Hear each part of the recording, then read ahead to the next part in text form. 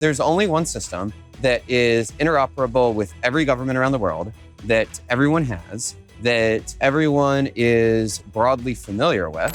Thousands of companies show up to sell their technology to the US Department of Defense each year. But so few will transition from proof of concept to true production across the valley of death. The select few who do, their stories are rarely told. Until now. I'm Noah Scheinbaum, and this is Crossing the Valley. Hey everyone, I'm here. We're back at Manifest Demo Day with Grant DeMaree, the co-founder and CEO of Onebrief, one of the fastest growing companies in defense tech, I think. Yeah, I think so. We grew operational usage at a 5,700% annualized rate last quarter. Holy moly. All right, we are shooting right out of the gate here. Grant, first off, thanks for being here. Your demo this morning, I think went great. Heard some good reviews. What does it mean to you to be in an event like this? Let's talk about that first. Well, they used to be pretty hard. The thing about like the overnight success in 6 years is 6 years ago, I would say I found doing these things very, very challenging. Well, I guess this time, if you do it a couple hundred times, it's less so. Yeah, that's kind of what they say, right? You just practice makes easier. I'm not sure if it makes perfect, but it definitely makes it easier. You guys have been on a really interesting journey. It's been fun kind of watching you even over the last couple of years. Maybe voyeuristically because we haven't known each other, but it's been cool seeing the company's growth. Talk to us about the problem that Onebrief exists to solve and why you, Grant, are the person to solve it. Military staffs through mostly the operational planning process, but a couple other processes too that we cover. Military staffs are basically the decision engine of DoD. It's everything from, say, a battalion and brigade, an individual naval vessel, all the way up to the joint staff. And they're really slow and they're really inefficient and they're actually much more huge than they need to be. And so I served on a couple of these, a couple of joint task forces, first in Liberia as a second lieutenant, which is a really cool adventure, by the way. And then later in Iraq as part of the CJTF, and then Iraq as part of the SOJTF, and said, okay, there's a lot of commonalities here. We could have reached certain decisions many months earlier than we did and ended up with much higher quality decisions with the right tools. So got out of the Army to try to solve it. And turns out it's really hard to build that, and it's really hard to sell to DoD. So we had a number of adventures between getting out and trying to solve that, and then actually, releasing a product that worked well. And that's a really interesting journey. Was there something in your background that had made you, like, were you an entrepreneurial kid? Were you the lemonade stand kid? Or like, what made you think from saw the problem in the military to start a company? That's not a transition that most people make. I guess a lot more are making it now. A lot more now. That's true. We're surrounded by people doing it right now. I guess I don't see it as something super special. We obviously worked really hard to understand the problem as deeply as we could. It was obviously a problem that I cared about, that I thought was, getting these decisions right is, among the most important problems in DoD. So like I cared a lot about getting it right. But I guess it's not super unique to get out of the Army directly as a founder. And I got some advice on like, hey, don't. Have you thought about grad school? Or have you thought about getting experience in a startup first or in a big company first? I understand the pressures that will push you in that direction, and I don't think they're wrong. But I also think that a year of startup experience as a founder is more directly applicable to being a founder than a year of anything else. I think that is probably unequivocally the case, which is if you want the job, do the job. And everything you kind of articulated, large staffs struggle to make decisions. You can understand kind of like empirically or intellectually why those are problems. Why was this a problem that you felt so strongly about that you decided to devote 5, 10, perhaps the rest of your life to solving this problem? I encountered the problem more in Iraq, but I think it was more striking to me in Liberia for Ebola, just because like I was a new second lieutenant and had no idea. And I don't want to pretend that like I understood everything in front of me as a second lieutenant on the Joint Task Force staff, but I saw like a lot of the decisions in the Ebola epidemic where we were building ETUs, Ebola treatment units, pardon me, lagged behind where the virus was by about 3 months. And said, well, why is this decision process just not lightning fast?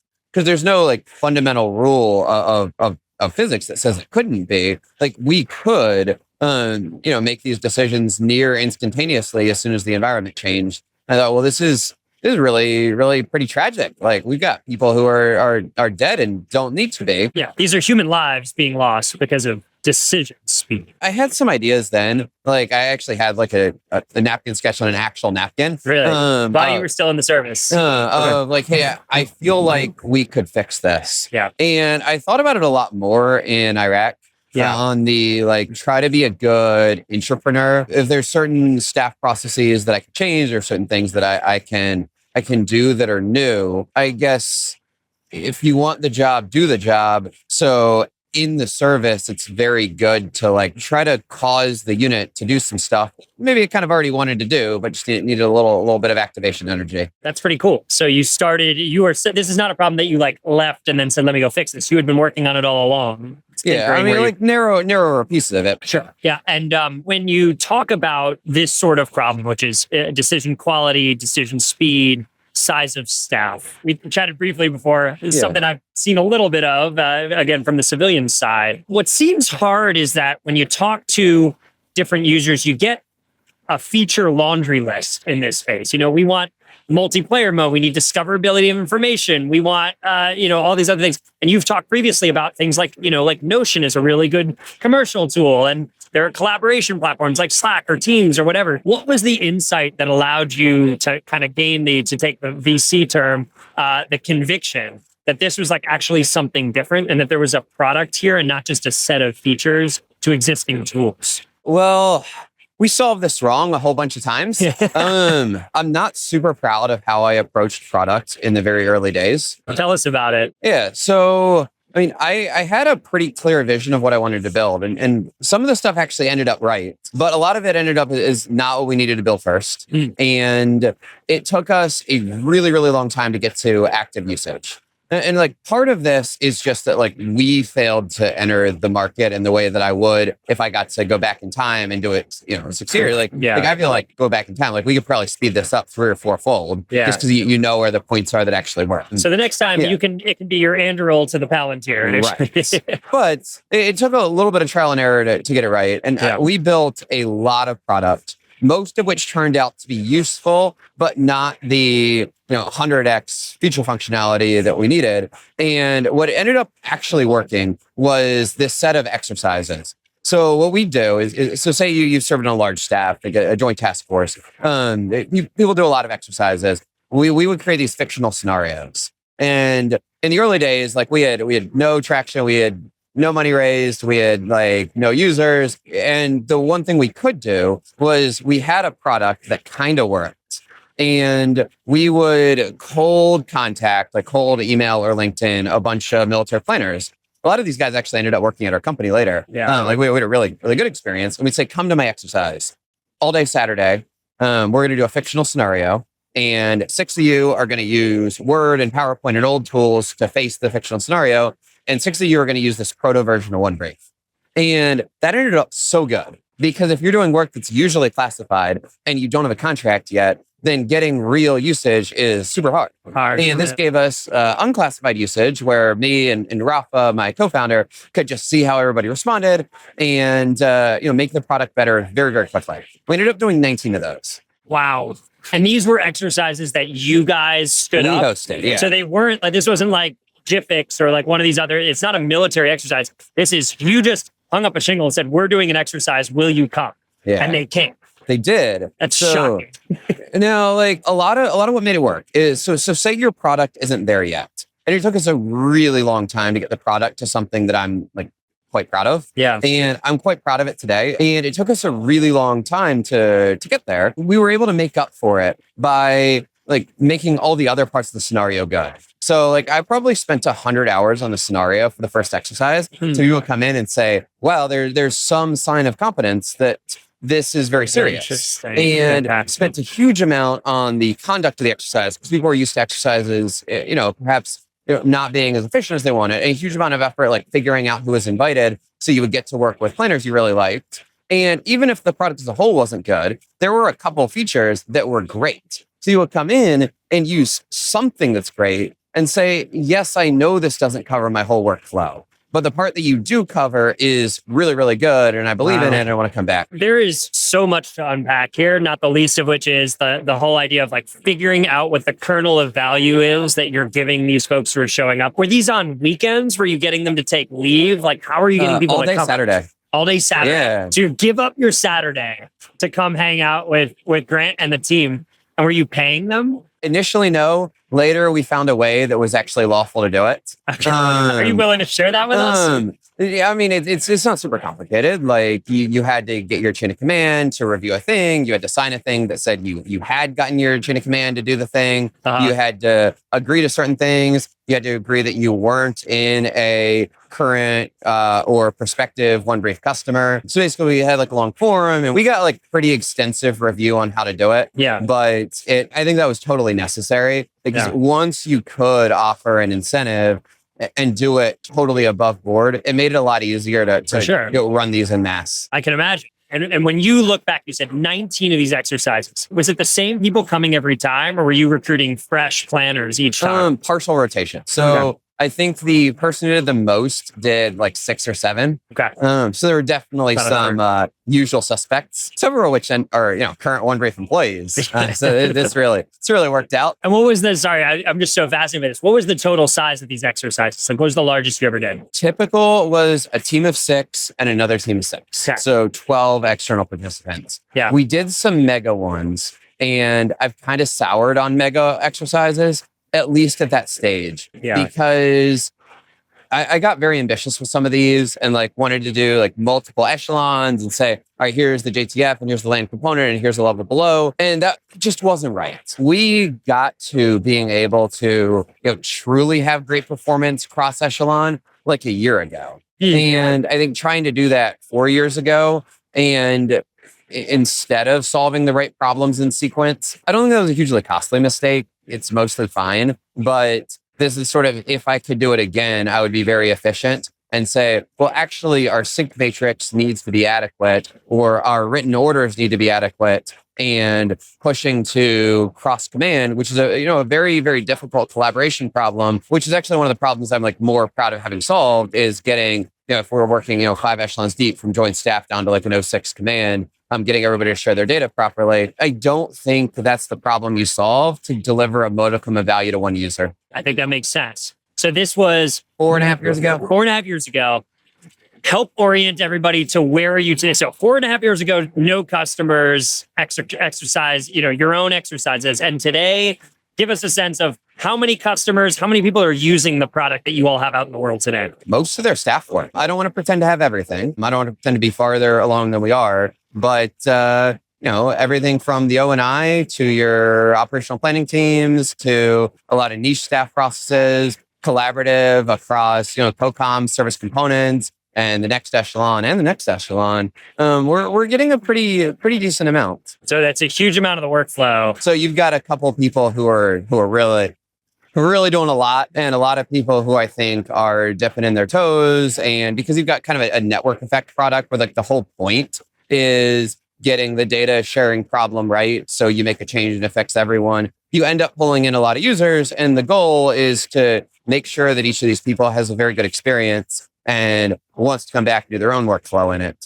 Yeah. So a lot of this is just like a very, very voluntary, very like, I don't assume you're going to have a good experience, but certainly my goal is that you have a great experience and say, well, actually, this made me much, much faster. And I can't imagine doing any of my work in anything except Onebrief, which is actually where quite a lot of staff officers who I really respect are there in the like, get to work, Onebrief the entire day and then leave. That's pretty cool. And so you guys are you've got your accreditation for multiple impact levels, and you're on all of the networks that these folks need, or you're still working? We are. So we're live on Nipper, Sipper, JWix, and Centrex. That's pretty good starting point. It's pretty good core of networks. Awesome. I know, Grant, I'm diving deep, but let's pull back a minute, because I think I just want to give people a sense of like, this is where we started, this is where we are. When you think about those early days with those exercises, with trying to get the product right, was there a moment when you said, oh man, we might have something? Yeah, there was. So after the first exercise, like we were kind of bombarded with post-exercise feedback of, hey,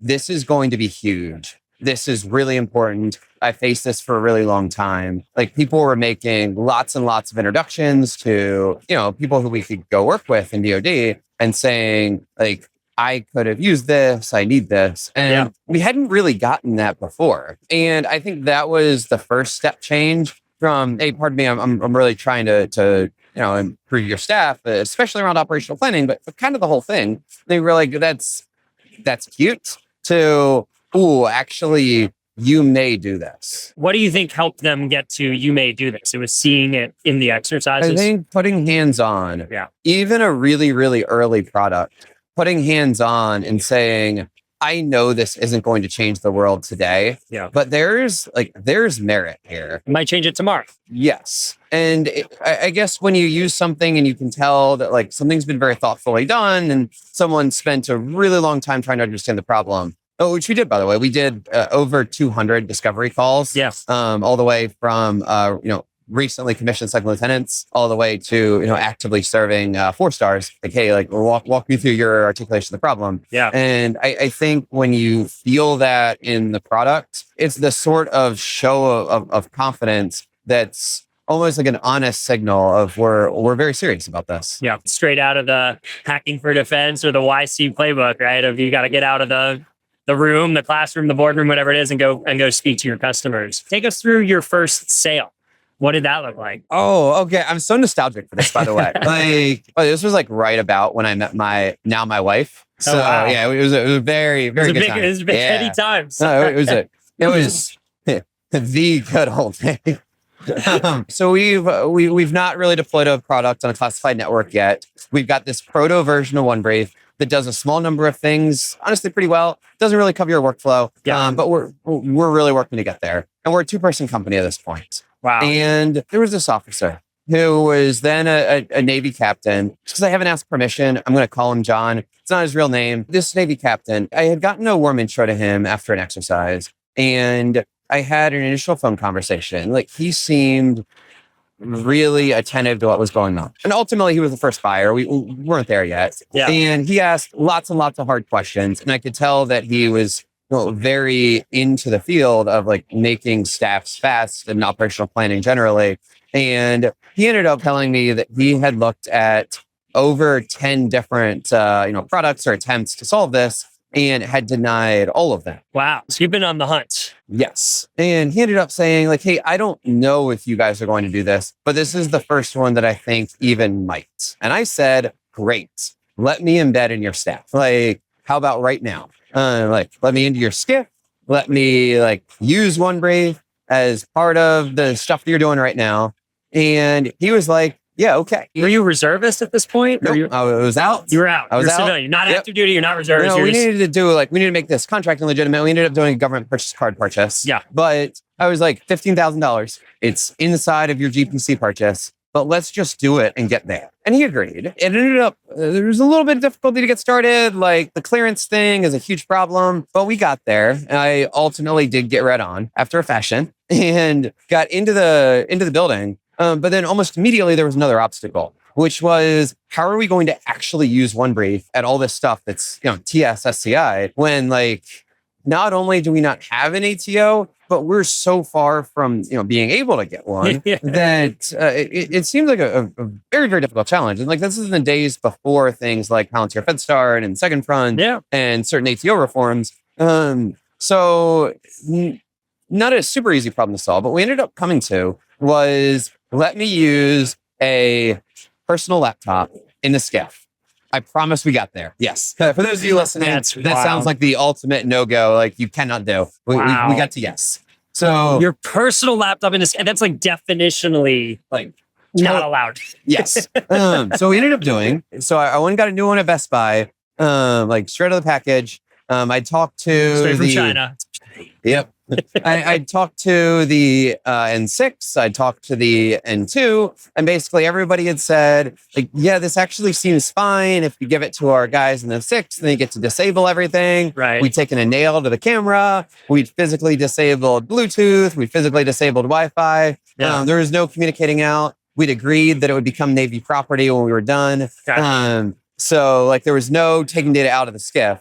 And we ultimately agreed on almost like, multiple times a week, we'd bring in a new DVD that had a new version of Onebrief into the SCIF and update the thing. A little bit better than a floppy disk. A little bit better. And we got to yes. And they had this like real official looking memo that we taped to it and had like the, SCI stickers. And I was like, yep, you can do this. And do not remove my Lenovo laptop. This is okay. I was in there for probably 9 months. And we ended up doing two things. One was a real world big exercise of like war in the Pacific. And the other was a real world con plan with a big US adversary. And at this point, like this supposedly like mass collaborative network effect type software, so you're like, it's on one machine. You've lost a lot of the value, but it's okay. We're going to get there. And we ended up running like actual OPTs, like VTCing into like, numbered fleets all over the place and their service components off of that laptop plugged in via HDMI cable to the VTC. So it was like kind of on the network, but not really.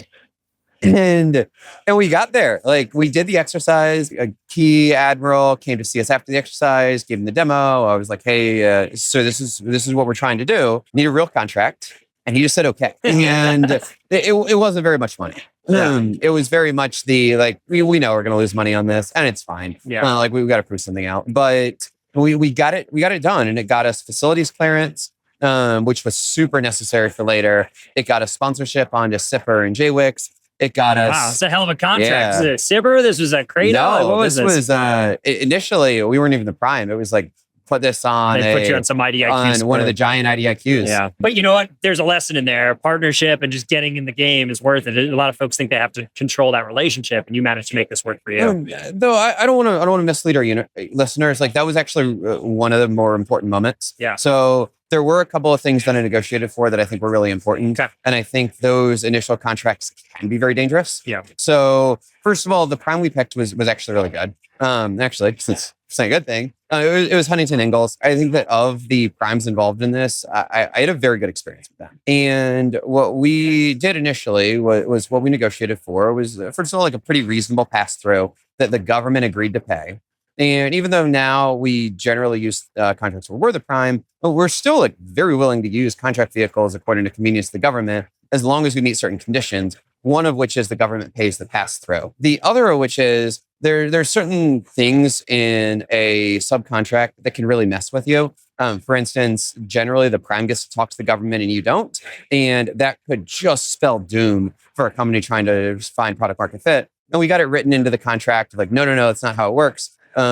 We are the people who get to talk to the government about this. We are not required to inform the prime about outside of certain things. And I think that both sides of the table were very, very fair about that.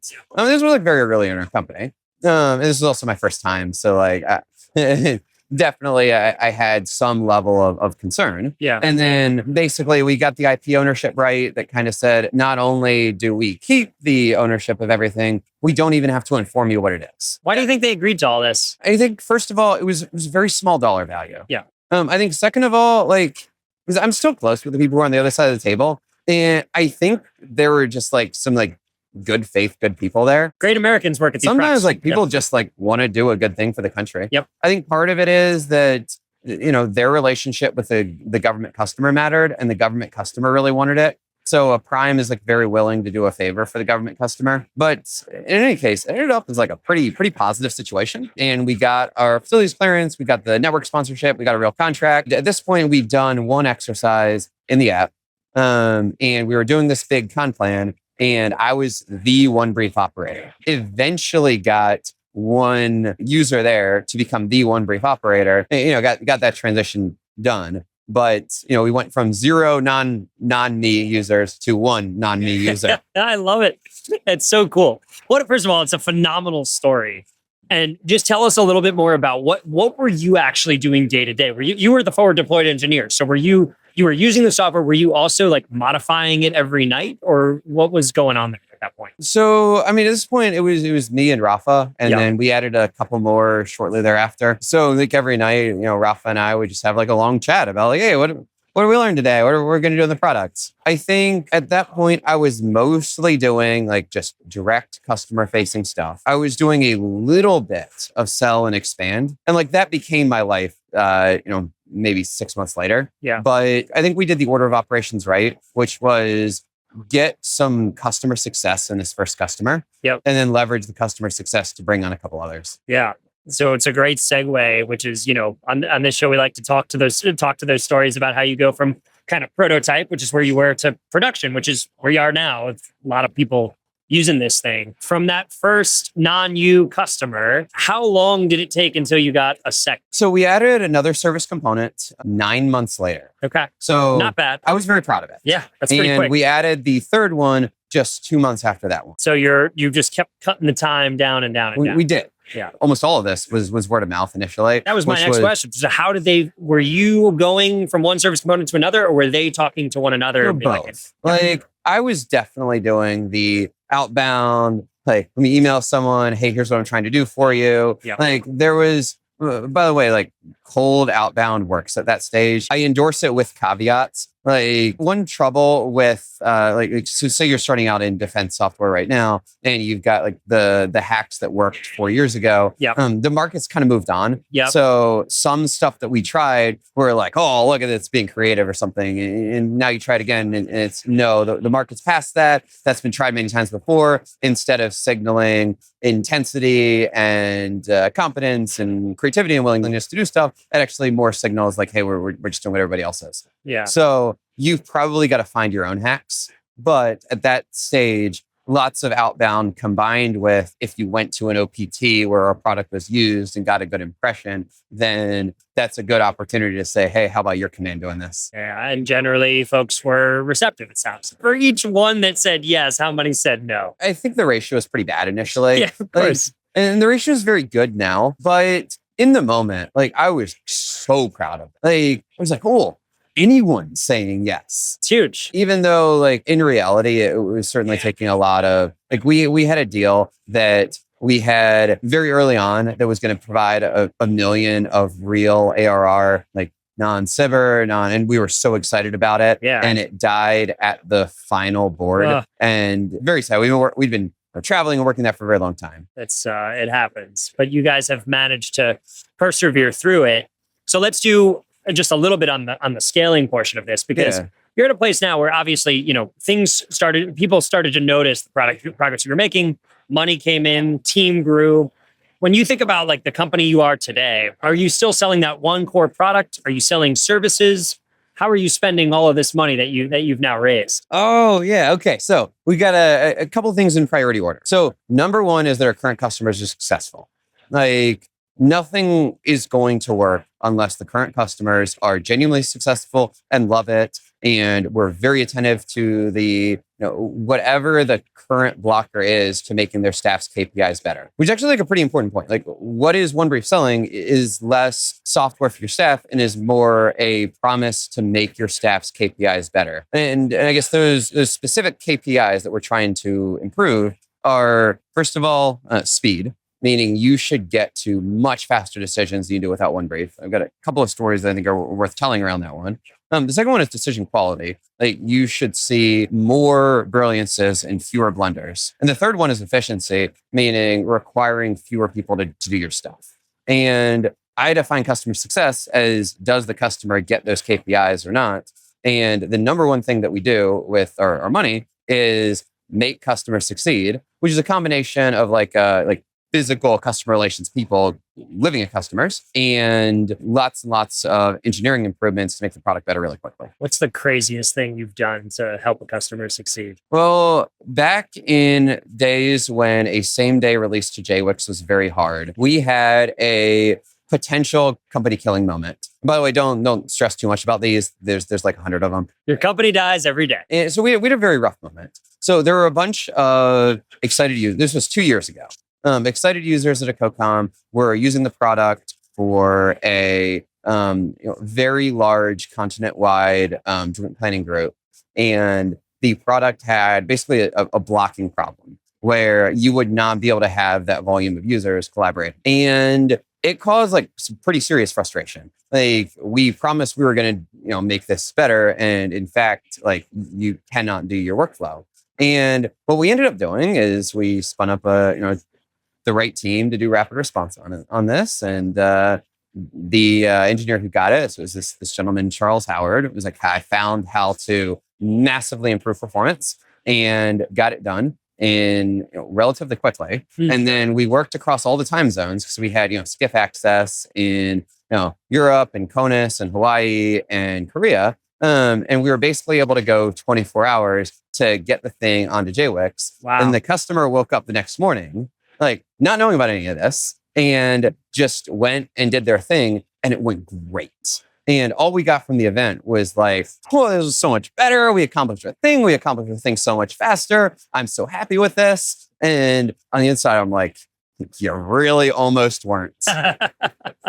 But it's they didn't need to know. That's awesome. No, that's cool. Those stories, I think, are what define the culture of a company. So it's pretty neat that you guys were able to pull that off. On the flip side, so that's one way in which a customer's been super excited by you. What are some of the things, like what's a story that you're proudest of? Like what's a customer's success story that you hear and you're like, this is why we started this company? So, we got a bunch of those. I take customer success pretty seriously. We had a customer just do an internal like review on the software they have, and did like a pretty big study on it. It was like 27 pages of like real analysis on how they're using our product. And their conclusion was that their staff is roughly twice as fast and twice as efficient with Onebrief as without. Can you use that and run that around to the rest of the staff? That's pretty good.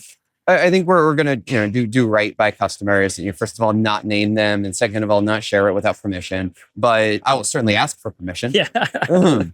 So I was very happy with the 2x. I think we're going to get to 100x the next couple of years. Wow. You all know how fast the market is moving. I think 100x is in the cards and extremely necessary. Like staffs need to be much faster and much efficient in the age of the mega staff. Well, it's got to end. Has Elon called you yet? Not yet. I think the make staffs efficient is very fortunately both a bipartisan thing that kind of everybody can get behind, and something that's super in line with what the administration is trying to do. And so our internal calculation is that if you're able to get just the 2x staff efficiency, not even the 100x, we think is possible, just what we've already done, across all the operational staffs in the US, you can get about $39 billion of savings per year, or about $195 billion over the FIDA.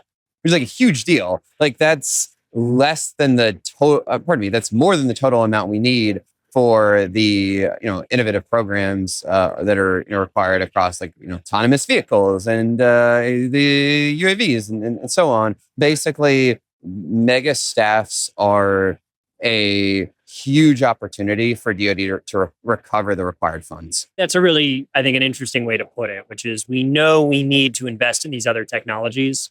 Where's that money going to come from? If we're not going to print it and we're not going to borrow it, it's got to come from the existing budget. And so this is a way to kind of take cost out of one place and plow it into another. It's really cool. It's really exciting. And it does seem very timely. It seems like a moment, it's not always the case that there is as much interest and attention and political will around an initiative as efficiency as there is right now.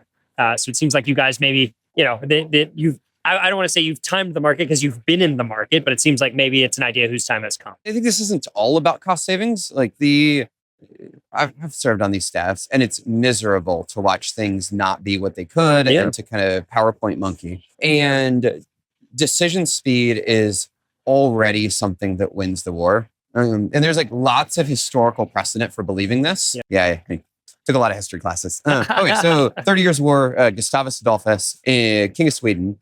He's like the first like modern European military staff, and he's able to get logistics and intel and his own decisions working like way faster than everybody else. And Sweden just like wins everything all the time until everybody copies them, and then everybody copies them, and then Napoleon's chief of staff a bit later kind of perfects that, and he just wins all the time until everybody copies him. And the staff system from Napoleon's army becomes the continental staff system that has the S shops that we're all familiar with. The reason I think that matters that we got two historical instances of you get a much faster, much better staff, and you just win all the time, at least until everybody copies you. And the distance from pre-Gustavus Adolphus to post 30 Years War, the distance from pre-Napoleon to post-Napoleon is tiny compared to the distance between, the present day staff of Word, PowerPoint, email to the future of, fully collaborative, semi-automated, human in the loop, but a lot gets done for you. So this is the death of the Microsoft Office weapon system. If you have your way. I'm less opposed to Microsoft Office than you'd think. Yeah, I actually think that Office is going to survive and thrive. Because the goal isn't to beat Office. The goal is to make staffs work really well and make some good decisions. Oh, wait, I've actually got a pretty cool story. So Liberia, early days of Ebola, we've got this gentleman, Hans Rouse, personal mentor to me. Actually kind of learned a huge amount from him. It was almost when he arrived in country, this was the we're all fools when one wise man appears situation. And the folks in the CDC were trying to push everyone to run Ebola data in this new system called VHF. So viral hemorrhagic fever. They had a custom done solution. They wanted to push basically every, county level health group plus the Ministry of Health into VHF. And that was quite controversial because the WHO had its own system and we were all just using Excel. And Rosalind gives this impassioned speech on, do you know why Excel is the only option? Because Bill Gates is the richest man in the world. And he meant this very affectionately, which was there's only one system that is interoperable with every government around the world, that everyone has, that everyone is broadly familiar with. And you send someone an Excel file, they can open it, they generally know how to use it. And the scale of data we were working at, which was, in the tens of thousands of cases, isn't that much data. Good practices can get you there. I think specialized systems are super important, but I would be shocked if the interchange system between government enterprises is not Office. And I think it's fine that it is, as long as you can generate the required Office outputs with pretty high level collaboration automation. Yeah, it's really interesting. I mean, first off, it's a very astute point. It is sort of a language unto itself. And it does beg the question of, as we move into a world in which more and more of our data is interpreted by machines and made human readable, is the kind of the AI layer actually the interpretability of some of these unstructured, or those are semi-structured outputs in many cases. So I don't know. I don't know what that means for your business, but it seems like there's certainly a large kind of zone of opportunity to make things easier, more discoverable, and more collaborative versus the way they had been done in the past. So seems like plenty of greenfield for you all to hoe. Grant, I know we gotta wrap soon. As you think about where you guys stand today and the company that you aspire to be, where are you on that journey, and what do you see the next year or two for Onebrief being all about? The first measure always has to be how successful we're able to make customers. So I would like to see 100x gain across basically every KPI for the military staff. So they're lightning fast. They react to change almost instantaneously. It takes very few people. The output decisions are superhuman. And there's a couple niche but important things. For instance, getting offline to work really well. It's our largest engineering effort right now. Is basically products that say you're afloat on a large naval vessel, or you're Marines executing EABO, and you've chosen not to transmit for a period. That when you do transmit, all the work you've done syncs and resolves conflicts with the broader whole. Google Docs offline mode. Yeah, it's actually not. Okay, so people yell at me if I say it's not a crazy technical challenge. It totally is. But having a card-based system where many changes don't conflict to different cards, I think is a pretty nice advantage into making that actually good for the user. To your question on where do we want to be? Well, the first is that customers get really good outcomes. The second is claim basically all the usage. Like our top line metric is user hours, at least for now. And I think that's, that will become a bad measure, like kind of subject to good hearting eventually. I don't think we're at that point yet. And right now, just claiming like huge amounts of usage makes the product better for everybody, because if one co-com is just using a huge amount, it's more valuable to the other co-com and it's more value to their dump trace unit. So we want to claim like kind of all the usage. Got it. So it's just continued growth within the organizations you're already in, expanding beyond, and keeping that laser focus on customer success. That's right. It sounds reasonable to me. Grant, as we just, you look out here today, you're around a lot of companies that, 6 years ago when you first started, this room would not have been this full, both on the government side. I think the interest in technology that's coming from these quote unquote non-traditional sources, and the number of new founders and operators who want to participate in this space just seems to continue to grow every day, every week. There's more announcements of companies joining in. I guess looking back on your experience, is there one lesson or takeaway that you'd encourage them to keep in mind as they trudge forth in building companies or joining companies in the defense tech world? Yeah, customer interviews are always a good idea. Like you really can do 200 of them. Like there's a pretty large investor who I'm very close with, who, when he's investing at the pre-seed, like when your traction is expected to be low or non-existent, one of the first things he'll ask is like, can you give me a spreadsheet of all the customer discovery calls you did? Like you claim to have done X many, where's it at? And most of the time, they'll kind of stutter and be like, and every once in a while they'll send over and it'll actually be a couple hundred with like real notes. Like, oh, well then here's some money. Yeah. The reason I think you need to do that is you need to have a whole bunch of mental models. Like you need to have a user level mental model of what the user needs. You need to have a unit level mental model of like, what is this, platoon or battalion or service component trying to do. And then you need to have like a overall mental model of the future of war. And I think some level of thinking, what should warfare look like in a couple of years is absolutely necessary. Because if you don't have that, then perhaps you're not solving anything that could even plausibly be a top 3 problem for the future of war. And you're ultimately going to be of lower value, and then unable to require the pricing that makes a venture backable company work. Awesome, man. Well, hey, look, it's been really cool seeing the journey thus far. Excited for what's ahead. If folks want to learn more about Onebrief or maybe consider joining the team, I hear you guys might be hiring. Where should they go? Onebrief.com. Everything's linked from there. Awesome. Grant, all right. thanks for being here, man. Thank you.